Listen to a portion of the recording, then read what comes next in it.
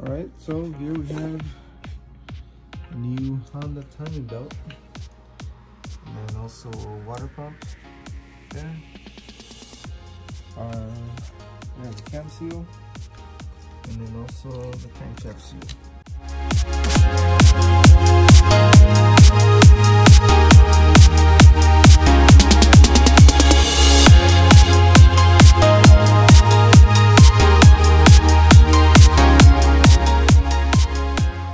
So we have the engine ready to go. So we have a D16 Y8. All right.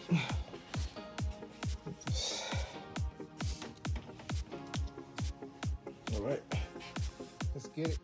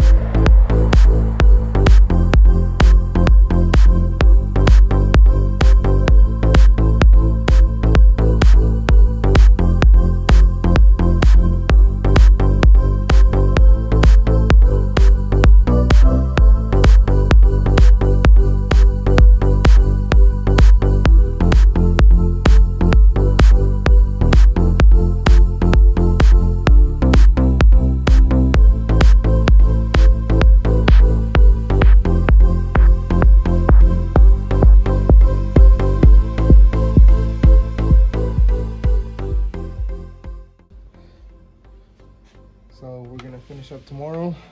Pretty much the engine is completely mounted. So the valve cover is off because I still gotta do a valve adjustment.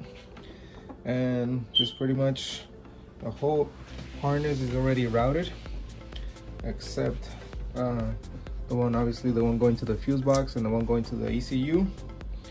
But this is it. We're all done for today. All right, peace.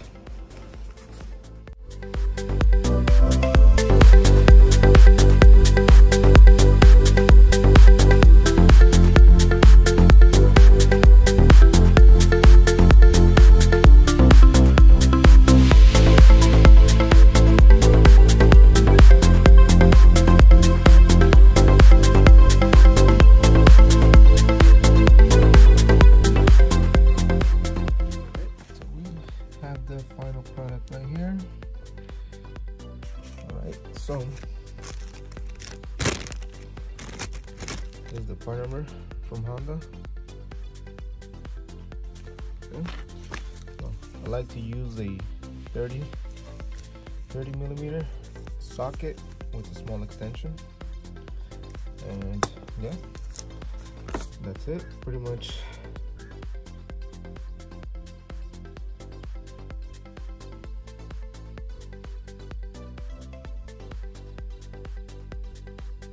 I have this, those are spark plug wires, but they're obviously no good. They're ripped off. So I'm gonna use them as my covers now. So this is off the antifreeze bottle. Just cut off the little ear that it has. Boom. Okay, ready to go. Took a good look at this. You're not gonna see it again like this. Let's get it.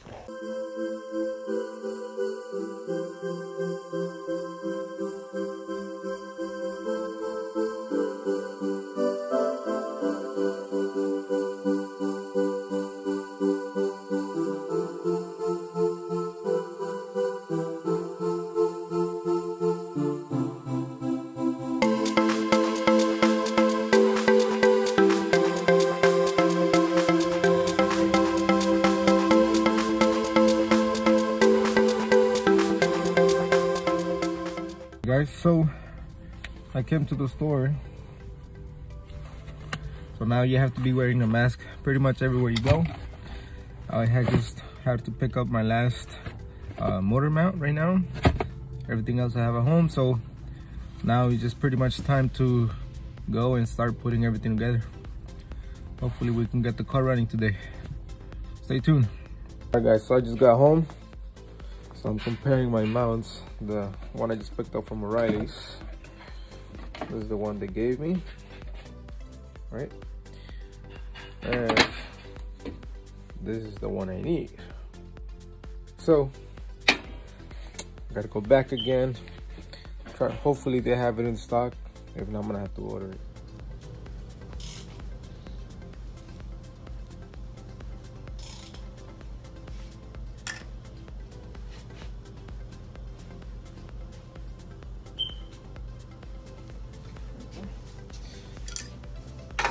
Alright, so we got this one.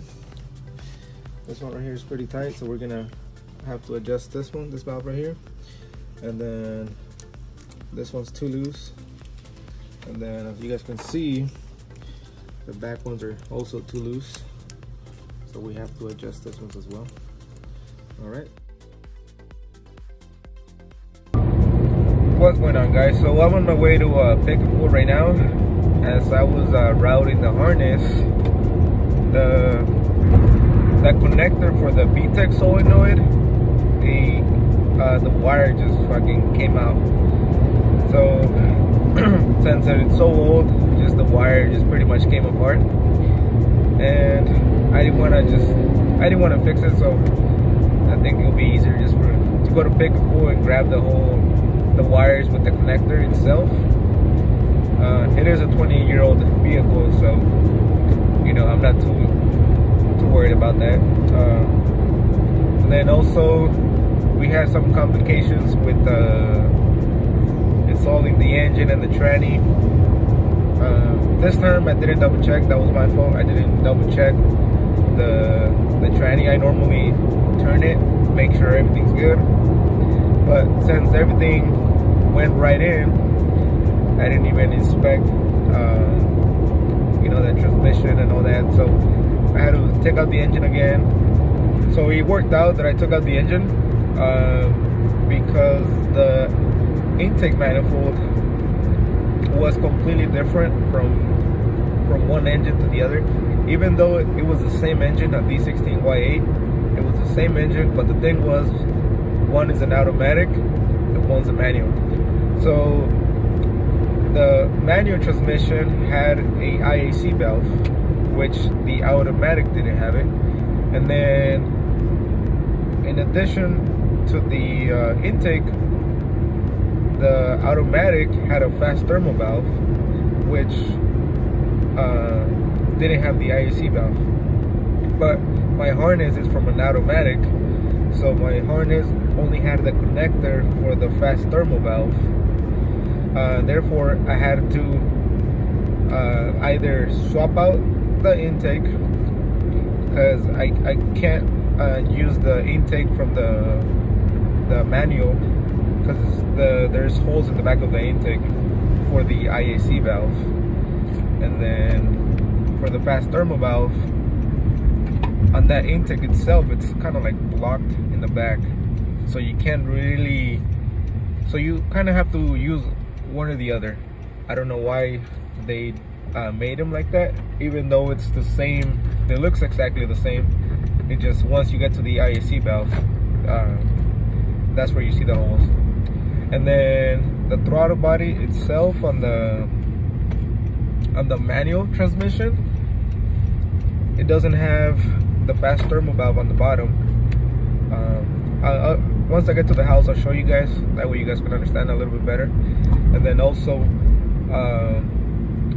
the automatic, the throttle, the fast thermal valve was on the throttle body. So that's where the connector, and that's where the harness that I have, it's for the fast thermal valve. So it kind of worked out for me that I had to remove the engine again, because I also had to remove the thermostat housing. I had to remove that as well, and pretty much I had to swap all kinds of stuff. So at the end of the day, it was it was good. I had to remove it. I think what really happened was that I had a lot of stuff in mind, a lot of things that I wanted to do. So therefore, you know, stuff like this happens, that you miss stuff that needs to get done. So yeah, you have to pay a lot of attention when you're doing swaps, and when you're especially when you're swapping parts from one engine to the other. You have to pay a lot of attention and especially on connectors and sensors, and because it could be a lot of variations, like in my case, especially since it's the same engine. You know, I figured it was, you know, plug and play, but it's been a while since I done a D16. I've been more doing more newer vehicles, and so it's kind of more I've been more up to date on the newer vehicles. And yeah, I've been pretty much doing anything from like 2015 and up, and this one's a 2000. So but I gotta get it done. So yeah, we're here at Pick and Pull. So let me show you guys once I'm inside. All right, look at that. All right guys, so I had to make me a hood prop.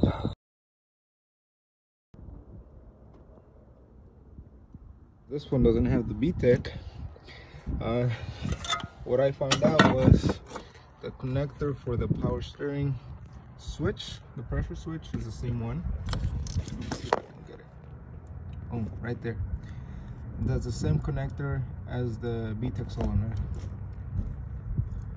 All right guys, so I'm gonna show you a quick little trick. So I'm trying to take off this caster nut right here on this lower control arm for the ball joint, and normally they're pretty hard. So if you don't have like I only have a small ratchet, so what I'm gonna do is I'm gonna get another socket big enough to fit in here. You get one of your extensions, and boom, you got a super extension right there.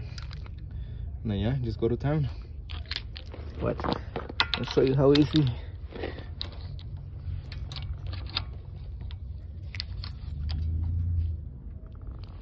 Look at that. Easy.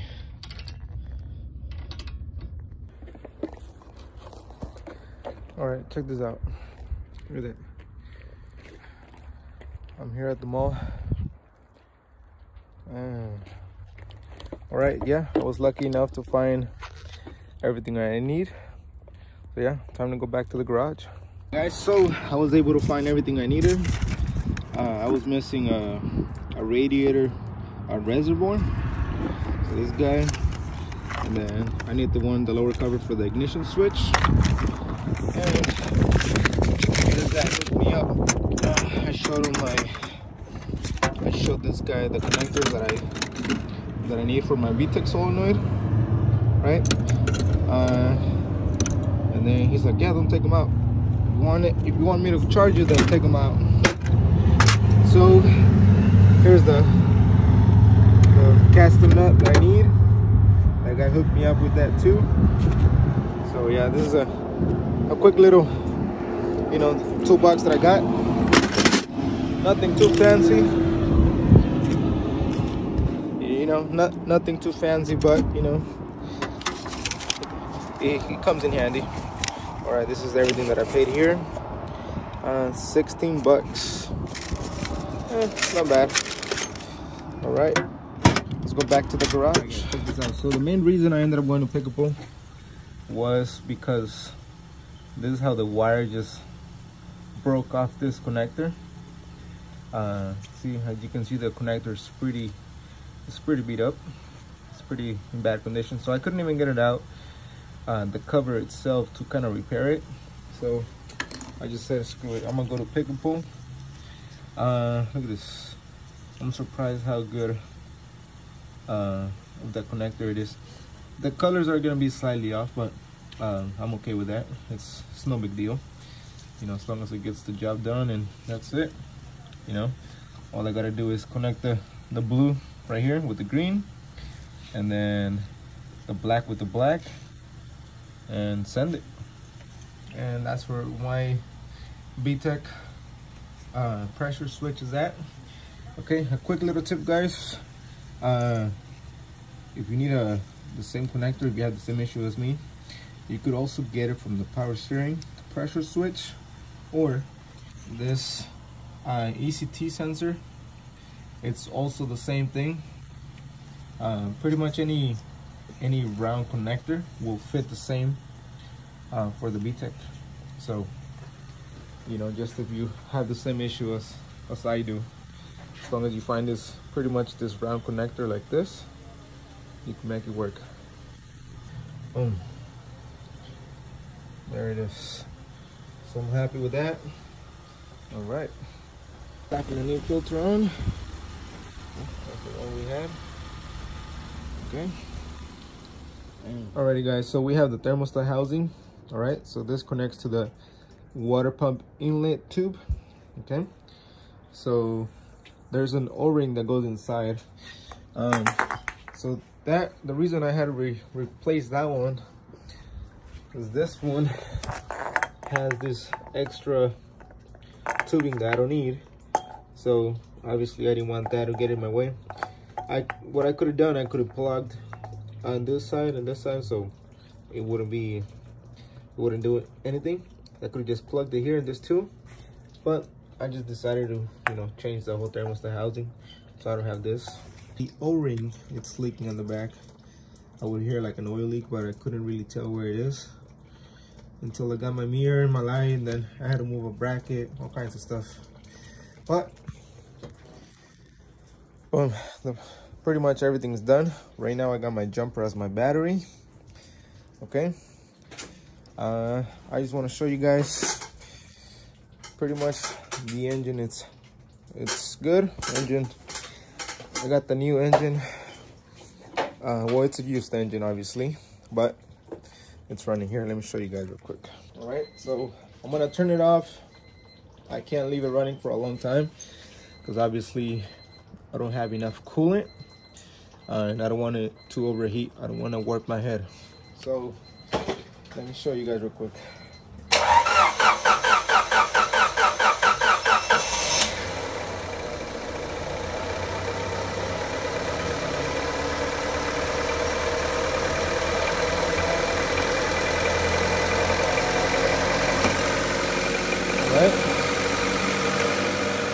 What's going on, guys? We're here back at the garage.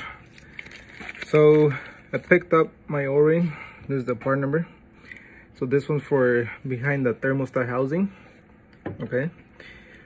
This is what's leaking coolant right now. Last week I couldn't fix it because nobody had it and it was a special order part. And since I'm gonna be at the thermostat, I'm gonna remove everything. I got the gasket and the thermostat. That way I can pretty much do everything and only remove it once, so I don't have to go back just in case the vehicle wants to overheat or something. So I know I got everything from that area. So I gotta remove the thermostat housing, but I gotta get this out of the way so I could give myself some room. And then also I have a TL.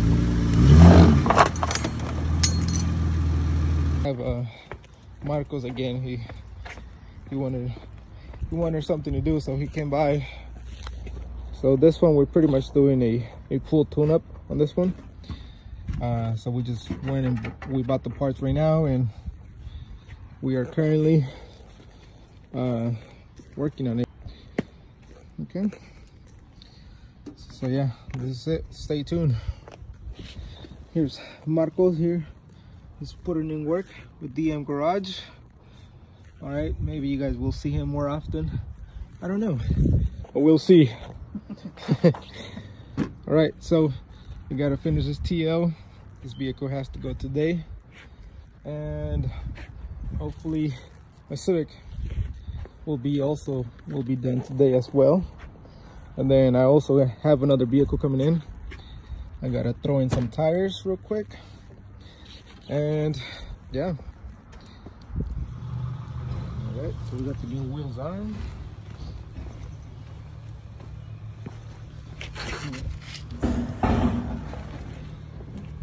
go back in the streets. All right, guys, so I got the thermostat housing out, okay? And let me see if I could zoom in. Look at that seal. Since it was so old, it just ripped right off.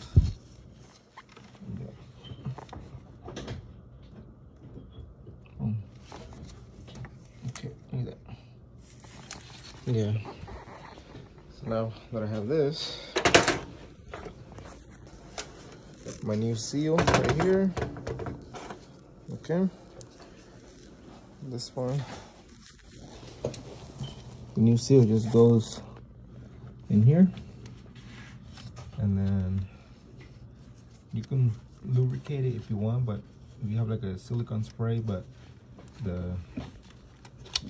it has to be the dry type. Okay, you don't want it to be to come loose on you. Okay, I normally don't put anything right now because it's kind of wet with, you know, the residue from the coolant and stuff. I normally just leave it like this and slide the other one back in, and I never had an issue with that. So that's it. Just pretty much, you kind of do have to force in the thermostat housing, kind of fight it a little bit, and which is normal because of the seal. And then yeah, just pretty much bolt everything back on, and that's it. All right, so we got the thermostat right here. That's the old one, and you can see it, it's kind of stuck. Look at that. See it? So right there, I think it's stuck open. Yeah, the spring is way too out there. So it was perfect timing to do the seal, to do the thermostat right there. Boom. So this one, you can see, just comes right off. All right, so right here, guys, you can see the thermostat is stuck open. Okay, and then so yeah, this will kind of give you the car is gonna be a hard time to the car to get the operating temperature, since it's not gonna be closing. It'll be running pretty cool. And then the way you install this one, you see those little teeth on the back. You just line it up right there with those teeth, or those grooves, I mean, and then just slide it in. Yeah, you don't need any sort of silicone or anything, and that should do it. Alright, guys, so we are back. Okay, so everything's connected. It's only held by this hose right here. There's one, there's another one. There is a ground under this connector. Okay, make sure you don't forget to connect this one, because this is one of your main grounds for your ECU. Okay, so make sure you connect that one back, and then make sure you clip, you put your connector back on, and your radiator hose. And now all I gotta do is the intake tube. Boom. Okay, and then there's another sensor right here, another one's right here. Okay, and then your hose. So all right, ¿qué tenemos, Ramírez? ¿Qué tenemos? All right, so we got the vehicle running. We're doing the final inspection, make sure there's no leaks, make sure everything's connected. Right now I'm using my scanner to adjust the timing. You have to let it warm up and let it reach operating temperature. And right now I'm just pretty much checking everything, that cooling system's operating good. As you guys can see, there's no check engine lights. It's at the idle perfectly where I want it.